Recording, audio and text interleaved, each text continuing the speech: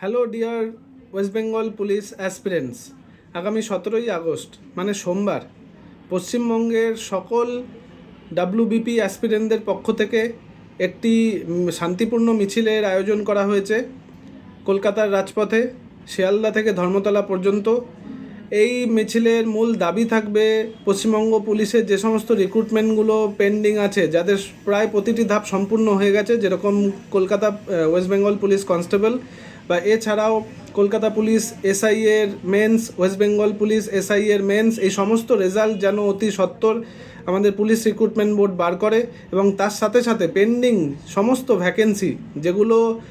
ঘোষণা করা হয়েছিল সেই রিক্রুটমেন্টগুলোও যেন অতি দ্রুত বার করা হয়। তো সকল ওয়েস্ট বেঙ্গল পুলিশ অ্যাসপিরেন্টসদের আহ্বান জানানো হচ্ছে যেন এই মিছিলে তারা অংশগ্রহণ করে, যাতে তারা তাদের দাবিটা স্বচ্ছভাবে সরকারের সামনে তুলে ধরতে পারে। তাহলে দেখা হচ্ছে আগামী 17ই আগস্ট শিয়ালদা থেকে ধর্মতলা একটি শান্তিপূর্ণ মিছিলে।